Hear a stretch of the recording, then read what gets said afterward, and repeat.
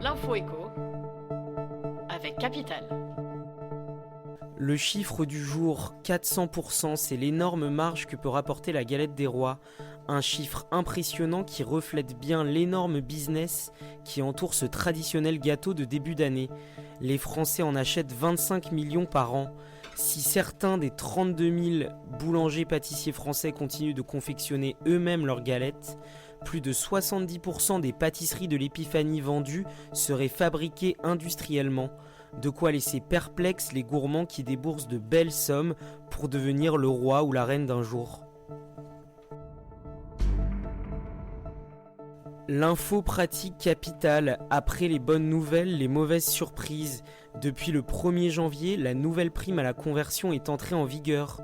Son montant a été doublé, comme annoncé, pour les ménages les plus modestes et pour les automobilistes non imposables, gros rouleurs.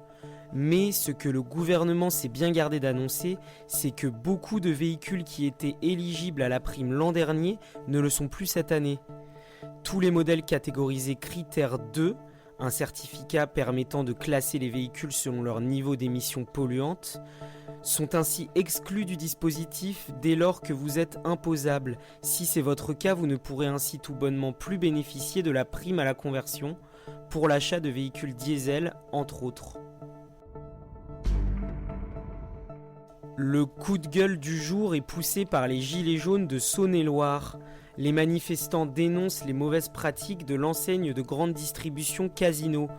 Dans un supermarché de Montceau-les-Mines, les Gilets jaunes ont constaté de nombreuses différences entre les prix affichés en magasin et ceux réellement payés en caisse par les clients.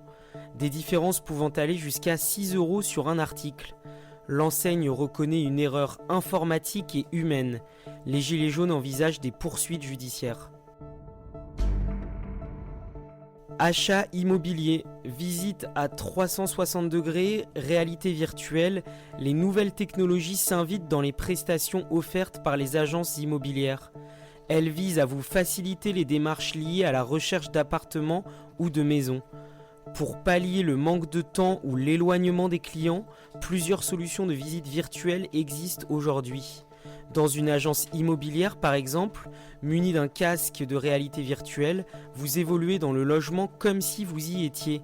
Depuis votre domicile, vous pouvez également participer à la visite d'un bien par un agent immobilier et même lui poser des questions en direct via un Facebook Live.